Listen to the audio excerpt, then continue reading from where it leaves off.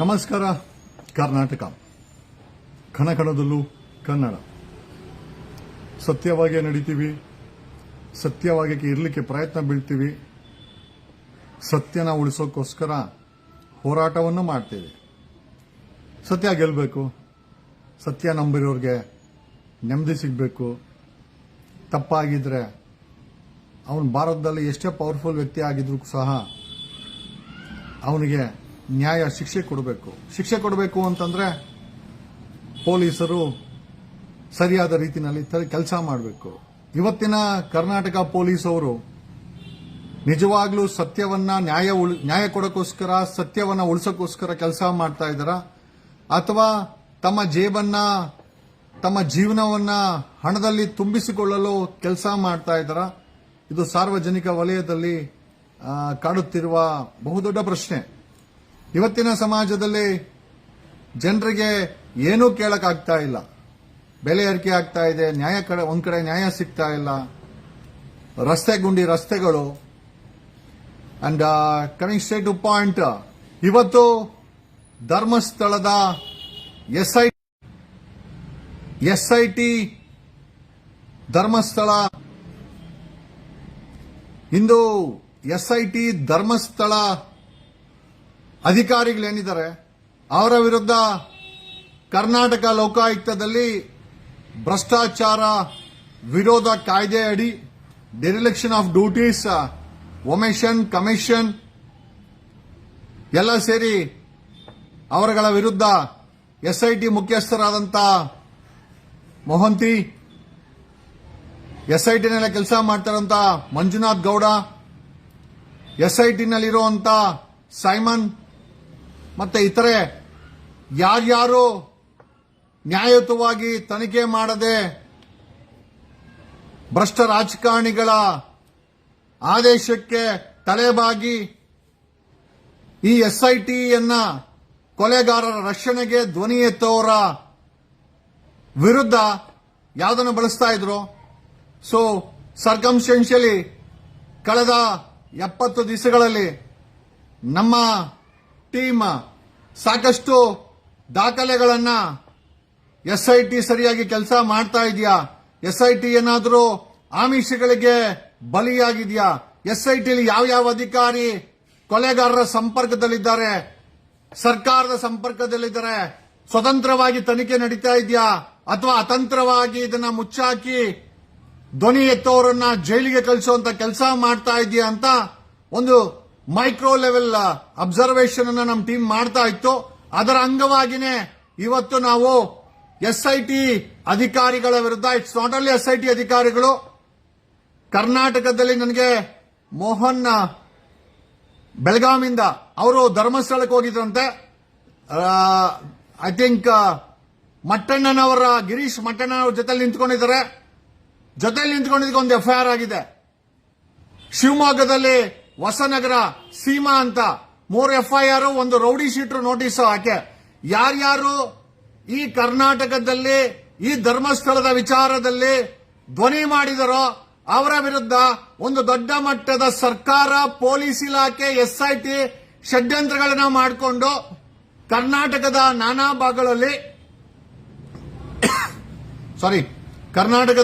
ಭಾಗಗಳಲ್ಲಿ ಸುಳ್ಳು ಎಫ್ಐಆರ್ಗಳು, ಗಡೀಪಾರ್ಗಳು, ರೌಡಿ ಶೀಟರ್ಗಳು, ಇವುಗಳನ್ನ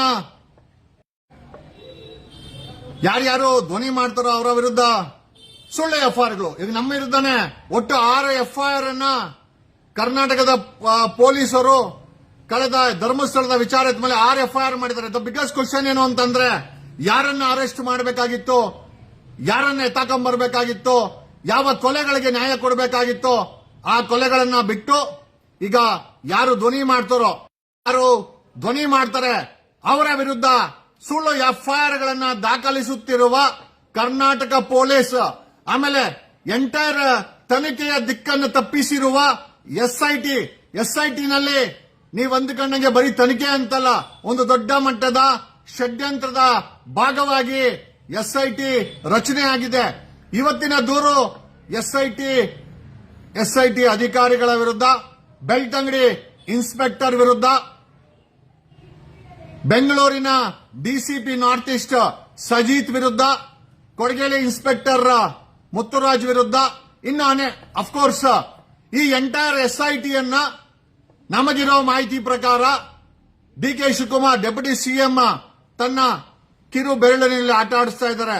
ಈ ಕಿರು ಬೆರಳಿನಲ್ಲಿ DK ಶಿವಕುಮಾರ್ ಹೇಳಿದ್ದೆ SIT ಅವರು ಮಾಡ್ತಾ ಇದ್ದಾರೆ. ಯಾವುದೇ ಕಾರಣಕ್ಕೂ ನ್ಯಾಯ ಕೊಡುವಂತ ಕೆಲಸ SIT ಮಾಡ್ತಾ ಇಲ್ಲ. ಹಾಗಾಗಿ ಇವತ್ತಿನ ದೂರಿನಲ್ಲಿ ಡೆಪ್ಯೂಟಿ CM DK ಶಿವಕುಮಾರ್ ಹೆಸರನ್ನು ನಮೂದಿಸಿ ಭ್ರಷ್ಟಾಚಾರದ ಕಾಯ್ದೆ ಅಡಿ SIT ಅನ್ನ ಸ್ವತಂತ್ರವಾಗಿ ಬಿಡದೆ ಅದನ್ನು ದಿಕ್ಕು ತಪ್ಪಿಸುವ ಷಡ್ಯಂತ್ರಕ್ಕೆ ಈ ಡೆಪ್ಯೂಟಿ CM DK ಶಿವಕುಮಾರ್ ಮತ್ತು ತಂಡ ಮಾಡ್ತಾ ಇರೋದ್ರಿಂದ ಅವರ ವಿರುದ್ಧನೂ ಇವತ್ತು ಕರ್ನಾಟಕ ಲೋಕಾಯುಕ್ತದಲ್ಲಿ ಈ ಥಿಂಗ್ಸ್ ಈಸ್ ಅ ಕಿಂಗ್. ಈ ಕರ್ನಾಟಕದಲ್ಲಿ ಓಟು ಮತ ಭಿಕ್ಷೆ ತಗೊಂಡಂತ DK ಶಿವಕುಮಾರ್ ಈ ಕರ್ನಾಟಕದಲ್ಲಿ ಕನ್ನಡಿಗರು ಕೊಟ್ಟಂತ ನಂಬಿಕೆಯ ಓಟು ಆಸ್ಥಾನದಿಂದ ಬೆಳೆದಂತ DK ಶಿವಕುಮಾರ್ ಫ್ರಮ್ 20 ರೂಪಾಯಿ ಪೆಟ್ರೋಲ್ ಇಂದ 1400 ಕೋಟಿ ಡಿಕ್ಲೇರ್ ಮಾಡಿರೋ DK ಶಿವಕುಮಾರ್ ಈ SIT ಧರ್ಮಸ್ಥಳವನ್ನ ತನ್ನ ತೋಳ್ಬೇಳಿನಲ್ಲಿ ಜಸ್ಟ್ ಒನ್ ಫಿಂಗರ್ ಅಲ್ಲಿ ಆಟ ಆಡಿಸ್ತಾ ಇದ್ದಾರೆ. ಅವ್ರು ಹೇಳ್ದಂಗೆ SIT ನಡೀತಾ ಇದೆ ಅಂತಂದ್ರೆ ಇದು ಆಶ್ಚರ್ಯ ಪಡಬೇಕಾ? ಇದು ಆಶ್ಚರ್ಯ ಪಡಬೇಕಾದಂತ ವಿಚಾರ ಎಲ್ಲರಿಗೂ ಗೊತ್ತಿದೆ. ಇವತ್ತು ಮೋಹನ್ ಬುಗಾಡೆ ಅಂತ ಆ ಗಿರೀಶ್ ಮಟ್ಟಣ್ಣ ಅವ್ರ ಜೊತೆ ನಿಂತ್ಕೊಂಡು ಮಾತಾಡಿದಷ್ಟೇ ಆತನ ಮೇಲೆ ಒಂದು FIR. Is from Belgaum. ಮತ್ತೆ ಬೆಳಗಾಂಗೆ ಹೋಗಿ ಇವತ್ತು ನನಗೆ ಫೋನ್ ಮಾಡಿದ್ದಾರೆ, ಸರ್ ಹೈಕೋರ್ಟ್ಗೆ ಮೂವ್ ಮಾಡಬೇಕು ಸ್ಕ್ವಾಶ್ ಅಂತ. ಒಬ್ಬ ಗಿರೀಶ್ ಮಟ್ಟಣ್ಣನವ್ರ ಜೊತೆ ನಿಂತ್ಕೊಂಡ್ರೆ ಸುಮ್ಮನೆ ಬೆಳ್ತಂಗಡಿ ಪೊಲೀಸರು ಒಂದು FIR ಆಗ್ತಾರ ಅಂತಂದ್ರೆ ಯಾವ ಮಟ್ಟಕ್ಕೆ ಬೆಳ್ತಂಗಡಿ ಪೊಲೀಸರಾಗಿರ್ಬೋದು ಕೊಲೆಗಾರರಿಗೆ ಸಪೋರ್ಟ್ ಮಾಡ್ತಾ ಇದ್ದಾರೆ? SIT ತನಿಖೆ ನಿಜವಾಗ್ಲೂ ನ್ಯಾಯಯುತವಾಗಿದೆಯಾ ಅಥವಾ ಅಲ್ಲಿ ಧ್ವನಿ ಮಾಡಿರೋರ್ನ ಫಿಕ್ಸ್ ಮಾಡಕ್ಕೆ ಮಾಡ್ತಾ ಇದೆಯಾ? ಕರ್ನಾಟಕ 7 ಕೋಟಿ ಕನ್ನಡಿಗರಿಗೆ ಬಿಟ್ಟಂತ ವಿಚಾರ. Today we have filed a complaint, A legal complaint against SIT ಮುಖ್ಯಸ್ಥ ಮೊಹಂತಿ, DYSP ಮಂಜುನಾಥ್ ಗೌಡ, ಸೈಮನ್ ಇತರರು, ಬೆಳ್ತಂಗಡಿ ಇನ್ಸ್ಪೆಕ್ಟರ್. ಯಾಕೆಂದ್ರೆ ಅಲ್ಲಿ ನಡೀತಿರುವ ಎಂಟೈರ್ ತನಿಖೆಯನ್ನ ಹೆದರಿಸಿ ಬೆದರಿಸಿ ಆಮೇಲೆ ಇವ್ರುಗಳು ನ್ಯಾಯಯುತವಾಗಿ ತನಿಖೆ ಮಾಡ್ತಾ ಇದ್ದಾರ ಅಥವಾ ಯಾವ್ದಾದ್ರೂ ಆಮಿಷಗಳಿಗೆ ಒಳಗಾಗಿ ಎಂಟೈರ್ ತನಿಖೆಯ ದಿಕ್ಕನ್ನ ತಪ್ಪಿಸ್ತಾ ಇದ್ದಾರ? ಅಮಾಯಕರುಗಳ ಮೇಲೆ FIR ಗಳನ್ನ ಹಾಕ್ತಾ ಇದ್ದಾರ? We are taking Belthangady inspector service record ಅನ್ನ ನಮ್ಮ ಟೀಮ್ ಆಕ್ಸೆಸ್ ಮಾಡಿದೆ. ಬೆಂಗಳೂರು ಕೊಡಗೇಲಿ ಇನ್ಸ್ಪೆಕ್ಟರ್ ಮುತ್ತುರಾಜ್ ಸರ್ವಿಸ್ ರೆಕಾರ್ಡ್ ಅನ್ನ ಆಕ್ಸೆಸ್ ಮಾಡಿದೆ. We are accessing them. ಅವರು ಸರ್ವಿಸ್ ರೆಕಾರ್ಡ್ ಅಲ್ಲಿ ಕೊಟ್ಟಿರುವಂತಹ ಡಿಕ್ಲರೇಷನ್ಸ್ ಆಗಿರಬಹುದು, ಅವರು ನಿಜವಾಗೂ ಮಾಡಿರುವ ಸಂಪಾದನೆ ಅಕ್ರಮಗಳಿಗಾಗಿರ್ಬೋದು. We are investigating. ಬೆಂಗಳೂರಿನ DCP ನಾರ್ತ್ ಈಸ್ಟ್ ಸಜಿತ್ ಆಗಿರಬಹುದು, SIT ಮುಖ್ಯಸ್ಥ ಆಗಿರಬಹುದು, ಮಂಜುನಾಥ್ ಗೌಡ ಆಗಿರಬಹುದು, DYSP SIT ನಲ್ಲಿ ಸೈಮನ್ ಆಗಿರಬಹುದು, ಇನ್ನು ಇತರರು ನಿಜವಾಗಲೂ ನ್ಯಾಯಯುತವಾಗಿ ತನಿಖೆ ಮಾಡ್ತಾ ಇದ್ದಾರಾ ಅಥವಾ ಈ SIT ಅನ್ನ ದುರ್ಬಳಕೆ ಮಾಡಿಕೊಂಡು ಅಮಾಯಕರ ವಿರುದ್ಧ ಕೇಸುಗಳನ್ನ ಹಾಕಿ ಕೊಲೆಗಾರರಿಗೆ ಕ್ಲೀನ್ ಚಿಟ್ ಕೊಡ್ತಾ ಇದ್ದಾರಾ? We are investigating and we will come out. ಸತ್ಯವನ್ನ ಹೊರಗಡೆ ತಗೊಂಡ್ಬರ್ತೀವಿ. So that's the reason. ಆಮೇಲೆ ನಮ್ಮ ಬಳಿ 11 ಸಾಕ್ಷ್ಯಗಳಿದೆ. ವಿ ಅಗೇನ್ಸ್ಟ್ ಧರ್ಮಸ್ಥಳ ಕಿಲ್ಲಿಂಗ್ ಅಲ್ಲಿ 11 ಜೀವಂತ ಸಾಕ್ಷಿ ಇದೆ. ಆದರೆ ಅವರು SIT ಮುಂದೆ ಬರಕ್ಕೆ ಭಯ ಬೀಳ್ತಾ ಇದ್ದಾರೆ.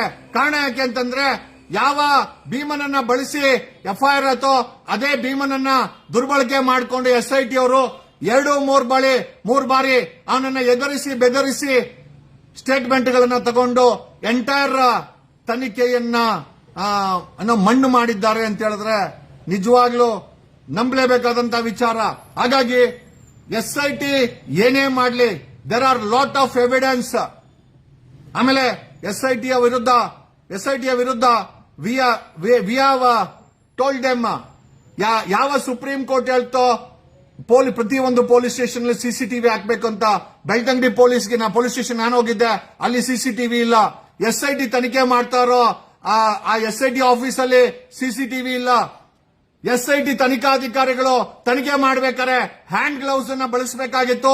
ಯಾಕೆ ಅಂತಂದ್ರೆ ಇವರ ಫಿಂಗರ್ ಪ್ರಿಂಟ್ಗಳು ಅದ್ರ ಮೇಲೆ ಬರಬಾರ್ದು ಅಂತ ಯಾರು ಕೂಡ ಹ್ಯಾಂಡ್ ಗ್ಲೌಸ್ ಬಳಸಿಲ್ಲ.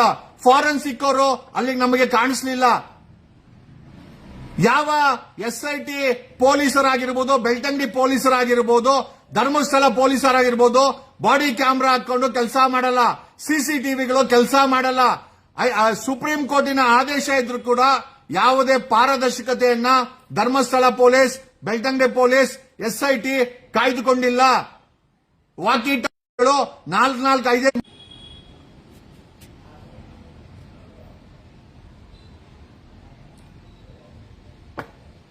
So we have filed a complaint. ಜೊತೆನಲ್ಲಿ ಸಾಕಷ್ಟು ಡೀಟೇಲ್ಡ್ ಮಾಹಿತಿ ಇದೆ. ನಾವು ಕರ್ನಾಟಕ ಲೋಕಾಯುಕ್ತಕ್ಕೆ ಕೆಲವೇ ಮಾಹಿತಿಗಳನ್ನ ಕೊಟ್ಟಿದ್ದೀರಿ. ನಮ್ಗೆ ಕರ್ನಾಟಕ ಲೋಕಾಯುಕ್ತ, ಯಾಕೆಂದ್ರೆ ಕರ್ನಾಟಕ ಲೋಕಾಯುಕ್ತಲ್ಲೂ ಕೂಡ ಒಬ್ಬ ಭ್ರಷ್ಟ ಜೋಶಿ ಅಂತ SP ಇದ್ದ, ಅವನು ಎಲ್ಲಾ ಕೊಟ್ಟಂತ ಕಂಪ್ಲೇಂಟ್ಗಳಿಗೆಲ್ಲ ಮಣ್ಣಾಗ್ತಾ ಇದ್ದ. ಹಂಗಾಗಿ ಕರ್ನಾಟಕ ಲೋಕಾಯುಕ್ತ ನಿಜವಾಗಲೂ ನಮಗೆ ಸ್ಪಂದಿಸಿದ್ರೆ we have enough documents to prove that everything is not right with SIT ಮತ್ತೆ ಅದ ಅಧಿಕಾರಿಗಳು ಎಲ್ಲ ಸರಿ ಇಲ್ಲ ಅನ್ನೋದಕ್ಕೆ ಸಾಕಷ್ಟು ಪುರಾವೆಗಳಿದೆ, ಎವಿಡೆನ್ಸ್ ಇದೆ, ದಾಖಲೆ ಇದೆ. It's only that Karnataka Lokayukta ನ್ಯಾಯಯುತ ತನಿಖೆಗೆ ಸ್ಪಂದಿಸಿದ್ರೆ ನಾವೆಲ್ಲದನ್ನು ಕೊಡಕ್ಕೆ ರೆಡಿ ಇದ್ದೀವಿ. ಈ ಎಂಟೈರ್ SIT ಯನ್ನ ತನ್ನ ತೋಳ್ಬೇಳಲ್ಲಿ ಆಡಿಸ್ತಾ ಇರೋದು DK ಶಿವಕುಮಾರ್. ಜೊತೆಯಲ್ಲಿ ಇವತ್ತು ಬೆಂಗಳೂರಲ್ಲಿ ಬಿದ್ದಿರೋ ಗುಂಡಿಗಳ ಬಗ್ಗೆ, ಕಳಪೆ ಕಾಮಗಾರಿ ಬಗ್ಗೆ, ನಾನು ರಸ್ತೆನಲ್ಲಿ ಗುಂಡಿ ಅಂದ್ರೆ ಮೈಯೆಲ್ಲ ನನಗೂ ಕೂಡ ಒಂದ್ ರೀತಿ ಬೇಜಾರಾಗುತ್ತೆ, ಸ್ವಲ್ಪ ದುಃಖನೂ ಆಗುತ್ತೆ. ಕಾರಣ ಯಾಕೆ ಅಂತಂದ್ರೆ 2005ರಲ್ಲಿ ನಮ್ಮ ತಂದೆಗೆ ಹಾರ್ಟ್ ಅಟ್ಯಾಕ್ ಆಗಿತ್ತು. ಕೊಡಗೇಳಿಯಿಂದ MS ರಾಮಯ್ಯ ಆಸ್ಪತ್ರೆಗೆ ಕರ್ಕೊಂಡು ಹೋಗ್ಬೇಕಾದ್ರೆ ಜಸ್ಟ್ ಬಿಕಾಸ್ ಅವ್ರಿಗೆ ಹಾರ್ಟ್ ಅಟ್ಯಾಕ್ ಆಗಿದ್ದಾಗ ರಸ್ತೆನಲ್ಲಿ ಗುಂಡಿಗಳು ಜಾಸ್ತಿ ಇತ್ತು. ಅವರನ್ನ ಹಾಸ್ಪಿಟಲ್ಗೆ ರೀಚ್ ಮಾಡಕ್ಕೆ ಸ್ವಲ್ಪ ಜೋರಾಗಿ ಹೋಗುವಂತಂದೆ. ಮಾರುತಿ ಆಂಬ್ಯುಲೆನ್ಸ್ ಒಂದು ದೊಡ್ಡ ಹಳ್ಳದಲ್ಲಿ ಎತ್ತಿ ಬಿಸಾಕದ.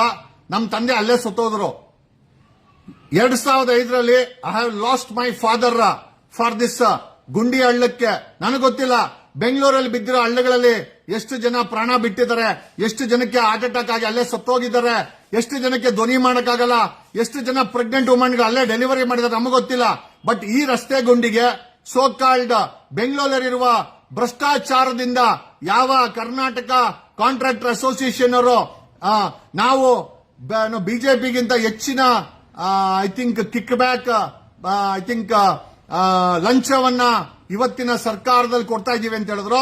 ಬೆಂಗಳೂರಿನ ಇನ್ಚಾರ್ಜ್ DK ಶಿವಕುಮಾರ್ನ ಪಾರ್ಟಿ ಮಾಡಿ, ಗ್ರೇಟರ್ ಬೆಂಗಳೂರು ಕಮಿಷನರ್ಗಳನ್ನ ಪಾರ್ಟಿ ಮಾಡಿ, ಇಂಜಿನಿಯರ್ಗಳನ್ನ ಪಾರ್ಟಿ ಮಾಡಿ, we have filed a complaint against DK Shivakumar, greater Bengaluru commissioners ಮತ್ತೆ ಇಂಜಿನಿಯರ್ಸ್ ವಿರುದ್ಧ ಭ್ರಷ್ಟಾಚಾರ ಕಾಯ್ದೆ ಅಡಿ ಮತ್ತೆ ಕಳಪೆ ಕಾಮಗಾರಿಗಳು ಮಾಡಿ ಲಂಚ ಹೊಡೆದಿರೋ ಆರೋಪದ ಮೇಲೆ V have filed a complaint.